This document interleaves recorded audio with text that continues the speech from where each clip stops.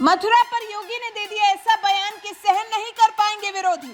श्री कृष्ण जन्मभूमि पर योगी की इस बात से सन्न रह जाएंगे विपक्षी।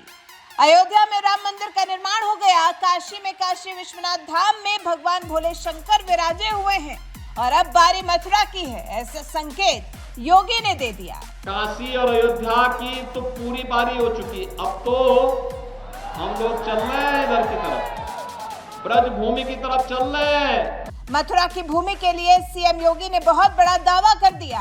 ठाकुर जी की भूमि बताकर मथुरा वासियों के दिल को खुश कर दिया। देश का महापर्व अपने पूरे रुआब पर है। फेस्टिवल ऑफ डेमोक्रेसी पूरे देश में धूमधाम से मनाया जा रहा है। इसी बीच में अलग अलग पार्टियां अपने अपने तरीके से इस चुनाव में जीत के लिए जोर आजमाइश करती दिख रही हैं। कोई जनता के बीच पहुंचकर विरोधियों पर कटाक्ष कर नंबर बना रहा है, तो कोई उपलब्धियां गिना रहा है, तो कोई जनता को भरोसा दिला रहा है कि अगर इस बार मौका दिया गया तो आपका भगवान श्री कृष्ण को उनकी सही स्थान दिलाने का सपना जरूर पूरा होगा। यूपी के मुख्यमंत्री योगी आदित्यनाथ पूरी निष्ठा से इस चुनाव में अपनी जान लगाए हुए हैं।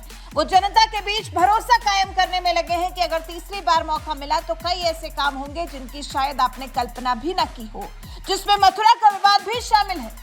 अब अगर आपको पता नहीं है कि मथुरा का विवाद क्या है, तो चलिए हम आपको बता देते हैं।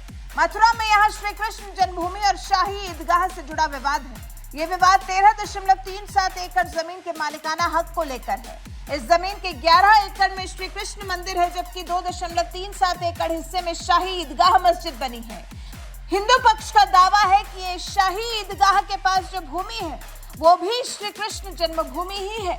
इस मामले में गुरुवार को हुई सुनवाई में हिंदू पक्ष की तरफ से सुप्रीम कोर्ट के सीनियर एडवोकेट हरिशंकर जैन और अन्य अधिवक्ताओं ने दलीलें पेश की।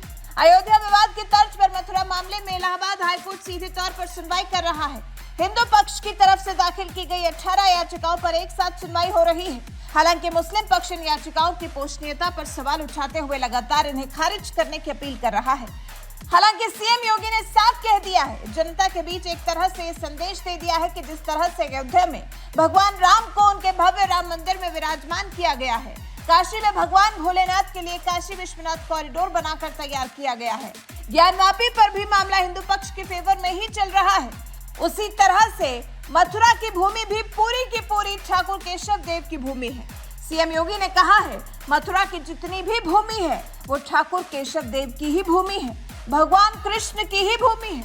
वहीं वादी आशुतोष पांडे ने भी गुरुवार को इलाहाबाद हाईकोर्ट में यही बात कही। उन्होंने कहा, कटरा केशव देव और जन्मभूमि की पूरी जमीन भगवान श्री कृष्ण विराजमान की है। इसके वक्फ संपत्ति होने का दावा पूरी तरह से बेबुनियाद है। वक्फ बोर्ड के पास इस संपत्ति से संबंधित एक भी दस्तावेज नहीं है। वक्फ सिर्फ इन संपत्तियों की देखभाल करने का अधिकारी है जो उसे दान में मिली है। अब इस मामले में अगली सुनवाई 7 मई को होगी, लेकिन उससे पहले सीएम योगी ने अपनी बातों से साफ कर दिया है कि मथुरा की श्री कृष्ण जन्मभूमि को लेकर सीएम योगी की मंशा क्या है। वैसे आप सीएम योगी के इस बयान को लेकर क्या कुछ कहना चाहेंगे, कमेंट कर हमें जरूर बताएं।